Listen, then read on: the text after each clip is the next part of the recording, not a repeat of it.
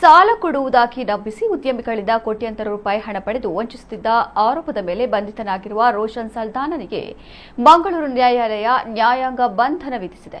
ಆರೋಪಿಯನ್ನು ನಿನ್ನೆ ನ್ಯಾಯಾಲಯಕ್ಕೆ ಹಾಜರುಪಡಿಸಲಾಗಿದ್ದು ನ್ಯಾಯಾಂಗ ಬಂಧನ ವಿಧಿಸಲಾಗಿದೆ. ಆತನ ವಿರುದ್ಧ ದಾಖಲಾಗಿರುವ 11 ಕೋಟಿ ರೂಪಾಯಿ ಹಾಗೂ 2 ಕೋಟಿ ರೂಪಾಯಿ ವಂಚನೆ ಪ್ರಕರಣದ ಬಗ್ಗೆ ಹೆಚ್ಚಿನ ವಿಚಾರಣೆ ನಡೆಸುವ ನಿಟ್ಟಿನಲ್ಲಿ ಕಸ್ಟಡಿಗೆ ಪಡೆಯಲು ಪೊಲೀಸರು ಸಿದ್ಧತೆ ನಡೆಸಿದ್ದಾರೆ. ಬಾಡಿ ವಾರೆಂಟ್ ಮೂಲಕ ಆತನನ್ನು ವಶಕ್ಕೆ ಪಡೆಯಲು ಬೇಕಾಗಿರುವ ಪ್ರಕ್ರಿಯೆಗಳನ್ನು ಪೂರ್ಣಗೊಳಿಸಿ ಸೋಮವಾರ ಕಸ್ಟಡಿಗೆ ಪಡೆಯಲಾಗುವುದು. ಈ ಬಗ್ಗೆ ಪೊಲೀಸ್ ಅಧಿಕಾರಿಗಳಿಗೆ ನಿರ್ದೇಶನ ನೀಡಲಾಗಿದೆ ಎಂದು ಪೊಲೀಸ್ ಆಯುಕ್ತ ಸುಧೀರ್ ಕುಮಾರ್ ರೆಡ್ಡಿ ತಿಳಿಸಿದ್ದಾರೆ. ಈ ನಡುವೆ ರೋಷನ್ ಸಲ್ದಾನ ಮೇಲೆ ಇನ್ನೆರಡು ಪ್ರಕರಣಗಳು ದಾಖಲಾಗಿವೆ. ಶುಕ್ರವಾರ ಸೆಂಟ್ ಠಾಣೆಗೆ ಹಾಜರಾದ ಮಹಾರಾಷ್ಟ್ರ ಮೂಲದ ಉದ್ಯಮಿಯೊಬ್ಬರು ಜುಲೈ 16ರಂದು 5 ಕೋಟಿ ರೂಪಾಯಿ ಹಣವನ್ನ ಮತ್ತು ಅಸ್ಸಾಂ ಮೂಲದ ವ್ಯಕ್ತಿಯೊಬ್ಬರು ಜುಲೈ 17ರಂದು 20 ಲಕ್ಷ ರೂಪಾಯಿ ಹಣವನ್ನ ಬ್ಯಾಂಕ್ ಮೂಲಕ ಆತನಿಗೆ ವರ್ಗಾಯಿಸಿರುವುದಾಗಿ ದೂರು ನೀಡಿದ್ದಾರೆ.